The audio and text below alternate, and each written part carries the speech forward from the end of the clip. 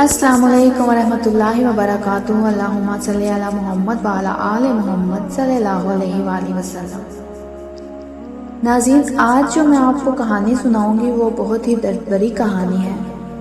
سنتے ہوئے شاید آپ کو لگے کہ جیسے آپ کسی فلم کی سٹوری سن رہے ہیں، لیکن یقین کریں یہ ایک حقیقی سچی کراچی کی کہانی ہے جو ایک واقعہ پیش آیا۔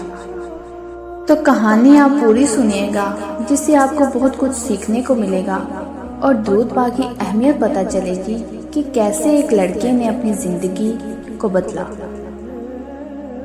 میں اس کے بغیر ادھورا ہوں، یہ جملہ اس لڑکے کی آنکھوں میں لکھا جا چکا تھا جس کا نام تھا علی۔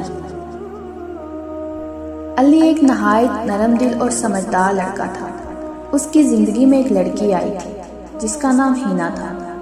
وہ دونوں ایک دوسرے کے بہترین دوست بن چکے تھے۔ وقت کے ساتھ ان کی دوستی محبت میں بدل گئی اور ان کے گھر والے بھی اس رشتے پر راضی تھے۔ دونوں نے خواب بن رکھے تھے چھوٹے سے گھر کے، پرسکون زندگی کے، یہاں تک کہ بچوں کے نام بھی سوچ رکھے تھے۔ شادی کی تاریخ طے ہو چکی تھی۔ گھر بھر میں رونق تھی، روشنی تھی، خوشبو تھی، اور علی کے دل میں تو جیسے دنیا کی ساری خوشیاں جمع ہو چکی تھی۔ مگر تقدیر کچھ اور لکھ چکی تھی۔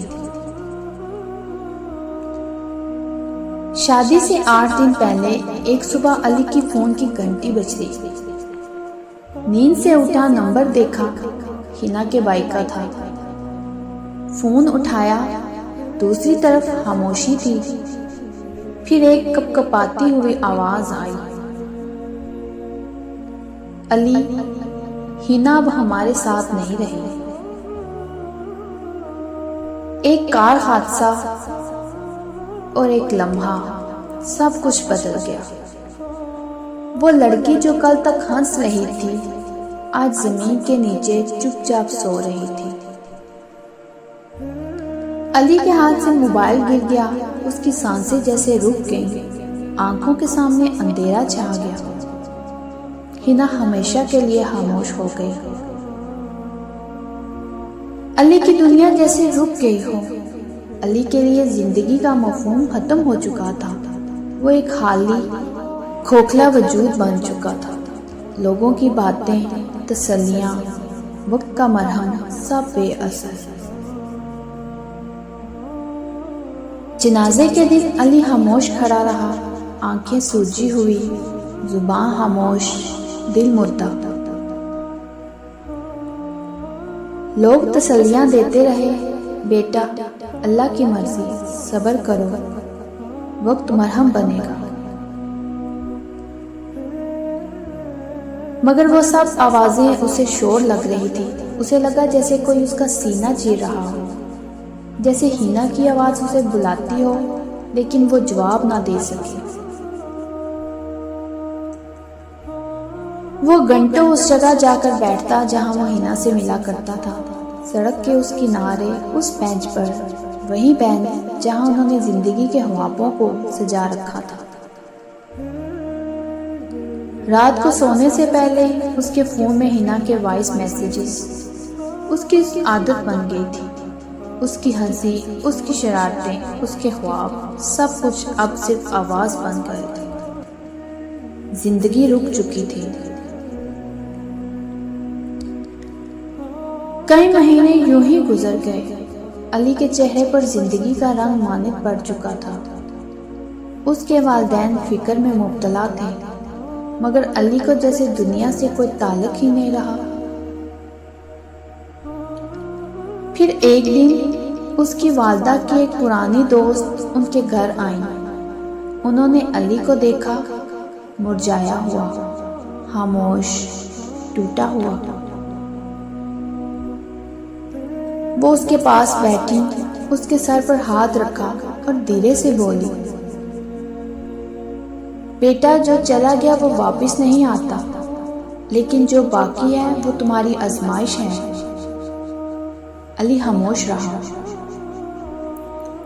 بوڑھی خاتون نے کہا، صبر کرو اور درود ابراہیمی پڑھا کرو، یہ دل کے زخموں پر مرہم ہے۔ علی نے ہلکے سے پوچھا، درود ابراہیمی؟ انہوں نے کہا، ہاں بیٹا، تم دل سے اسے پڑھنا شروع کر دو، دیکھنا آہستہ آہستہ وقت تمہارا مرہم بنے گا۔ علی نے پھر ایسے ہی کیا۔ پہلے دن علی نے صرف زبان سے پڑھا، دل ویسے ہی حالی تھا۔ پھر دوسرے دن بھی اور تیسرے دن بھی، مگر ایک دن اسی بینچ پر بیٹھے ہوئے جب اس نے دل سے درود ابراہیمی پڑھا، اس کے دل میں ایک عجیب سی ٹھنڈک اتری، جیسے اندر کوئی شفا اتر رہی ہو۔ پھر تو وہ دن رات درود پڑھنے لگا۔ آہستہ آہستہ اسے سکون ملنے لگا اور اسے عادت ہو گئی۔ کبھی وہ 100 مرتبہ، کبھی 200 مرتبہ، لیکن وہ روزانہ لازم پڑھتا تھا۔ کبھی آنکھوں میں آنسو، کبھی دل میں سکون، کبھی ہینا کی یاد، کبھی نبی صلی اللہ علیہ وسلم کی محبت۔ آہستہ آہستہ اس کے دل پر جمی ہوئی برف پگھلنے لگی۔ یادیں اب زخم نہیں رہی، دعا بن گئی۔ چند مہینے بعد علی کی والدہ نے اس سے کہا، بیٹا ایک رشتہ آیا ہے، لڑکی بہت نیک ہے، تمہاری طرح صابر، ہم مجبور نہیں، صرف مشورہ ہے۔ علی خاموش ہو گیا۔ وہ ہینا کو کبھی بلا نہیں سکتا تھا، مگر اب دل میں اتنا صبر آ چکا تھا کہ اس کے جانے کو اللہ کی رضا مان چکا تھا۔ شروع میں صرف زبان سے پڑھتا تھا، دل حالی تھا، مگر آہستہ آہستہ کچھ بدلنے لگا۔ دل میں سکون اترنے لگا۔ ہینا کی یاد اب صرف درد نہیں رہی، دعا بن گئی۔ علی نے درود ابراہیمی کو روزانہ کا معمول بنا لیا۔ وہ دل سے نبی صلی اللہ علیہ وسلم پر درود بھیجتا اور اس کا دل دھیرے دھیرے روشنی سے بڑھنے لگا۔ کئی مہینوں بعد ایک روز اس کی والدہ نے اس سے کہا، بیٹا زندگی کو ایک اور موقع دو، ایک اچھا رشتہ آیا ہے۔ ہینا کی طرح شفیق مزاج۔ علی نے پھر سوچا اور انکار نہ کیا۔ دل کسی اور کے لیے کھولنا آسان لگنے لگا تھا، صرف اس لیے نہیں کہ وہ بھول چکا تھا، بلکہ اس لیے کہ اس نے ہینا کی محبت کو دعا میں بدل دیا تھا۔ اس نے سوچا کہ میری ماں بار بار مجھے اصرار کر رہی ہے، تو کیوں نہ اپنی ماں کا خواب پورا کر دوں۔ نکاح کے دن اس نے روتی آنکھوں سے دل میں درود پڑھا اور آسمان کی طرف دیکھ کر کہا، ہینا میں تمہیں کبھی بھولوں گا نہیں، لیکن اب میں وہی کام کر رہا ہوں جو تم چاہتی تھی، اب میں جینے لگا ہوں۔ اسے لگا جیسے کوئی دعا قبول ہو چکی ہو۔ آہستہ آہستہ اس کے زخم بڑھنے لگے۔ درود پاک نے اسے ایسے سنبھالا کہ جیسے کوئی زخم تھا ہی نہیں۔ تو ناظرین، جب کوئی انسان آپ کی زندگی سے چلا جاتا ہے تو ایسا لگتا ہے کہ آپ کی روح بھی اس کے ساتھ دفن ہو گئی ہے، لیکن یاد رکھیے اللہ کبھی کسی کے صبر کو ضائع نہیں کرتا، وہ جو لے لیتا ہے اس سے بہتر لوٹاتا ہے۔ اگر ہم صبر کریں، درود بھیجیں اور یقین رکھیں تو درود ابراہیمی صرف الفاظ نہیں، یہ روح کی غذا ہے، زخموں کا مرہم ہے اور اللہ کی رحمتوں کو کھینچ لانے والی زنجیر ہے۔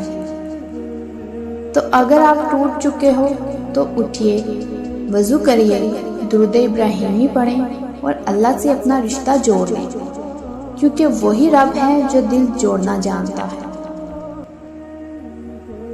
محبت جب خالص ہو تو فنا نہیں ہوتی، دعا بن جاتی ہے۔ درود ابراہیمی صرف نعمت نہیں، ایک شفا ہے، ایک روشنی، ایک پل جو ٹوٹے دل کو دوبارہ جوڑ دیتا ہے۔ اگر کبھی زندگی اندھیرے میں گم ہو جائے تو درود ابراہیمی کی روشنی کو اپنا راستہ بنا لینا۔ تو اگر آپ ایسی مزید کہانیاں سننا چاہتے ہیں تو میرے چینل کے ساتھ جڑے رہیے. میرے چینل کو سبسکرائب کریں، لائک کریں، شیئر کریں اور مجھے کمنٹس میں ضرور بتائیے گا کہ کون کون درود پاک پڑھتا ہے. ایک نئے مشاہدے کے ساتھ دوبارہ حاضر ہوں گی. جزاک اللہ ہے.